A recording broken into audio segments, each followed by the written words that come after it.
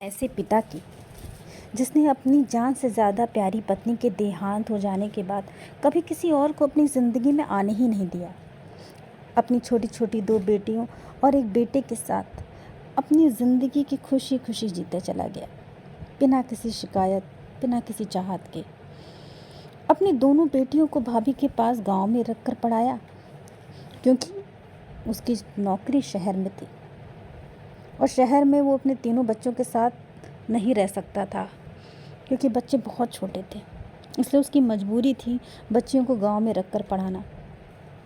पर अपने बेटे को वो अपने साथ लेकर गया, क्योंकि कहीं ना कहीं उसके दिमाग में हमेशा था कि उसका बेटा ही उसका सहारा बनेगा, बेटियों की तो शादी कर देगा। आखिर था तो वो एक गांव का ही ना, और उसकी सोच भी बहुत कुछ पुरानी थी। इसलिए वो अपने बेटे को लेकर शहर चला गया और उसे वहाँ एक कॉन्वेंट स्कूल में पढ़ाया। शायद यही सोच उसकी ज़िंदगी की सबसे बड़ी गलती थी, जो उसे पता नहीं था कि आगे चलकर उसकी ज़िंदगी के लिए सबसे बड़ा नुकसान साबित करेगी। जैसे जैसे बच्चे बड़े होते गए, बेटियां गांव में रहकर ज़िम्मेदार होती चली गईं, क्योंकि बचपन से ही उन्हें गांव के माहौल में रहना पड़ता था, एक बड़े परिवार के बीच में रहना पड़ता था और घर की सारी जिम्मेदारी बचपन से ही उनके ऊपर लाद दी गई थी। बेटा अकेले अपने पिता के साथ रहता था। पिता ने सोचा बच्चे को जिम्मेदार बनाया जाए, इसके लिए उन्होंने घर खर्चा उसको देना शुरू कर दिया।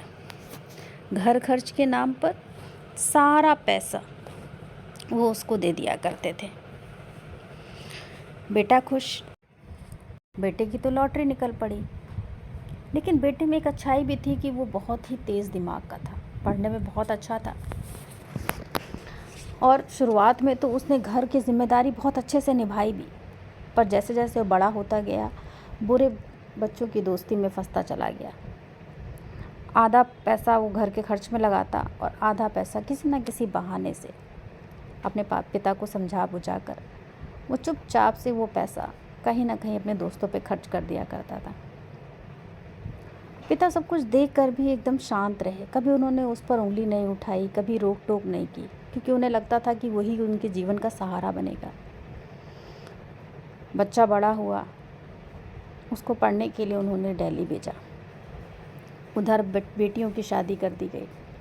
उनको वो एजुकेशन नहीं मिल पाई, जबकि तेज़ पढ़ाई में होने के बावजूद वो गांव के माहौल में थी, पढ़ना चाहती थी, कुछ बनना चाहती थी, अपने पिता का सहारा बनना चाहती थी। पर पिता को तो सिर्फ अपने बेटे पर यकीन था, उनके लिए तो बस वही उसका एक सहारा था।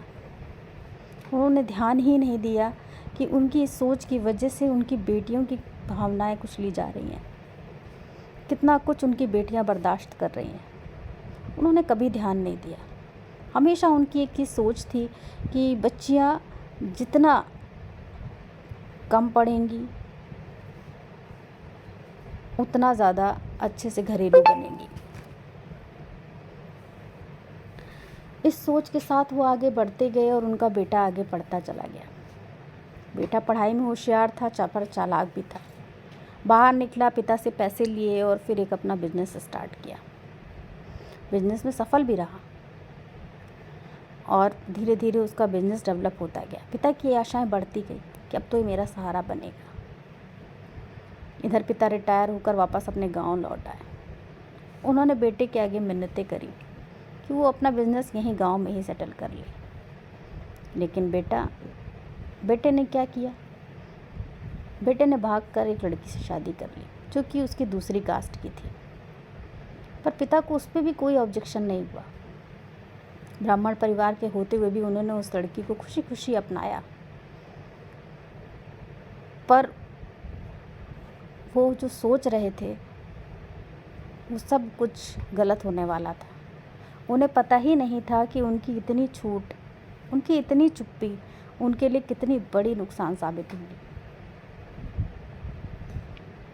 बेटा शादी के बाद बाहर ही रहा, कभी लौटकर घर नहीं आया।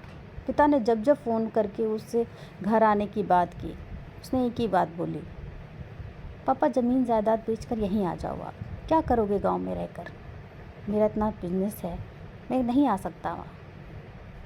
पिता भी शांत होकर बैठ जाते थे, क्योंकि कहीं ना कहीं उन्हें अपनी ज़मीन से भी तो लगाव था। काफ़ी हद तक ज़मीन जायदाद थी उनकी, उसको छोड़कर यूं ही नहीं जा सकते थे वो। और बेचने का उनका कभी मन नहीं हुआ। आखिर उनके बेटे की तो थी वो सब कुछ। पहले तो बेटे ने उनसे बात करना बंद किया। धीरे धीरे उनके बच्चे हुए। वो अपने परिवार में खुश होता चला गया। भूल गया अपने पिता को, उनके सेक्रीफाइसेस को, उनकी कठिन मेहनत को, सब कुछ भूल गया। उसे सिर्फ अपने परिवार दिखता था और कुछ भी नहीं। शुरुआत में उसने बात करनी बंद की। पहले तो साल भर में एक बार आ जाया करता था अपने पिता से मिलने, पर धीरे धीरे उसने वो भी बंद कर दिया। पिता हर रोज़ फ़ोन के बगल में बैठे इसी आस में रहते थे कि अब उनके बेटे का फ़ोन आएगा, अब वो उससे बात करेंगे। लेकिन वो बस एक टकटकी निगाहों से उस फ़ोन को देखते और दरवाजे की तरफ देखते कि क्या पता अचानक से सरप्राइज़ देने के लिए घर ही आ जाए।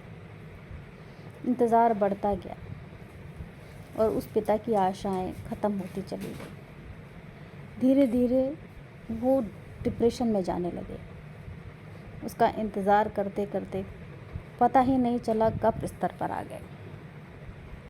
बीमारी हालत में भी बस वो एक ही नाम बड़बड़ाते थे, बाबू बाबू बाबू। बेटियां थक गईं समझा समझा के कि भैया नहीं आएंगे, ठीक हो जाइए पिताजी। लेकिन है तो एक पिता का ही दिल ना। हज़ारों सपने संजोए थे उस दिल ने, बचपन से माँ पिता दोनों का प्यार जो दिया था उसे। कैसे ये समझ लेते कि वो आएगा ही नहीं। रात दिन वो उसके इंतज़ार में बस सिर्फ बाबू बाबू कहते बड़बड़ाते रहे। और वो इंतज़ार भी अब ख़त्म, जब उन्हें ये यकीन हो गया कि अब वो कभी लौट कर नहीं आएगा। उस इंसान की सारी आशाएं टूट गई और वो अपनी ज़िंदगी के आखिरी पड़ाव पर पहुंच गया। बेटियां रात दिन मेहनत करती रहीं, पिता को समझाती रहीं, उसकी सेवा करती रहीं, लेकिन पिता को कभी बेटियां दिखाई ही नहीं दी। उन्हें उनमें भी बस अपना बेटा नज़र आता था। टकटकी निगाहों से वो कभी दरवाजे की तरफ देखते, कभी फ़ोन की तरफ देखते, घबरा घबरा के चिल्ला के उठ जाते कि उनका बेटा आ गया, लेकिन कोई नहीं होता था। जब सारी उम्मीदें ख़त्म हो गई, थक हार कर उस मायूस पिता ने अपनी सारी जायदाद वकील को बुलाकर दोनों बेटियों के नाम कर दी।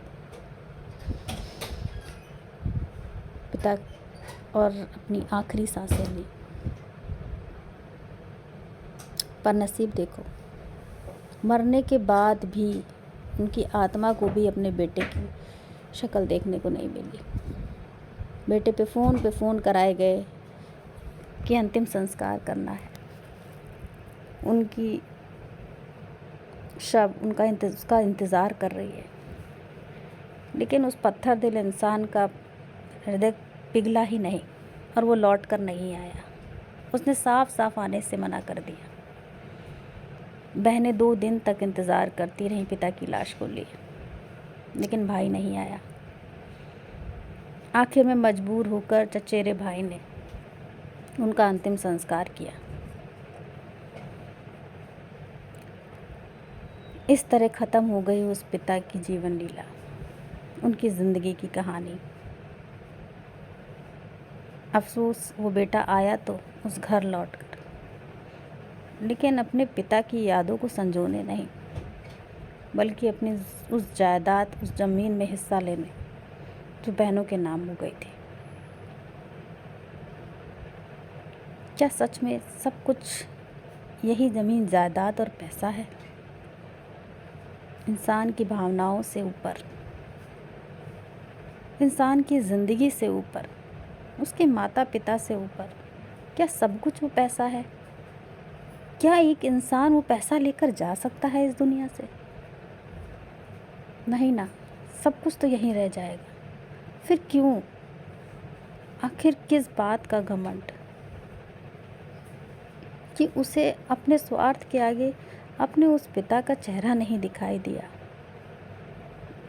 फेसबुक पे बड़ी बड़ी पोस्टें करी, लोगों की सहानुभूति बटोरी, लेकिन एक बार अंतिम संस्कार तक में नहीं आया। उसके पिता को जीते जी तो कभी अपने बेटे को देखने को नहीं मिला। मरने के बाद उनकी आत्मा को भी संतोष शायद ही हुआ हो। अगर यही बेटा है तो इससे लाख करोड़ों गुना अच्छी वो बेटियां हैं जो मरते दम तक साथ तो खड़ी रहती हैं, हाथ तो थामे रहती हैं।